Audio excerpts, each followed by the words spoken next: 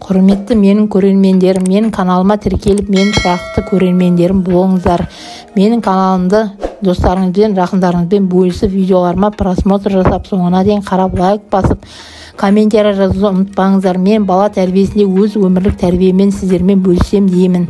Негізі балаларымызды өтірік айтпайтындай етіп тәрбиелеу үшін балаларымызға үнемі өзіміз шындықты айтып тәрбиелеуіміз керек.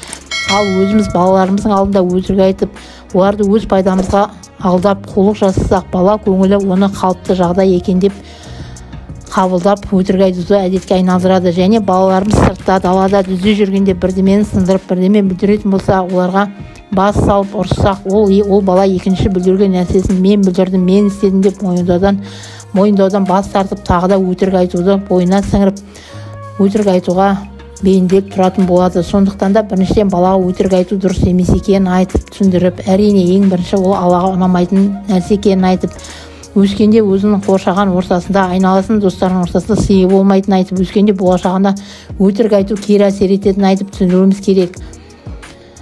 Сол баланы өтіріктен алыстатып тәрбиелеуді өзіміз үйренуіміз керек. Бала нені бүлдірсе де оған дүрсе қоя беріп, ұрыспай, байыбына барып қабылдап, балаға ол тек дүние екенін түсіндіріп, бірақ әдейілеп ештеңені бүлдіруге, сындыруға, бұзақылық жасауға болмайтынын айтып түсіндіріп отырсақ, балаларымыздың шыншыл, шынайы болып өсетініне үмітіміз Алладан мол болары анық.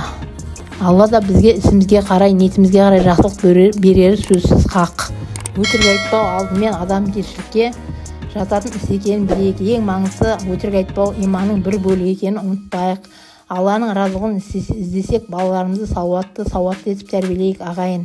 Менің каналыма тіркеліп тұрақты көрерменім болыңыздар. Менің каналым жақындарыңызбен бөлісуді ұмытпаңыздар. Сіздерден Алла разы болсын.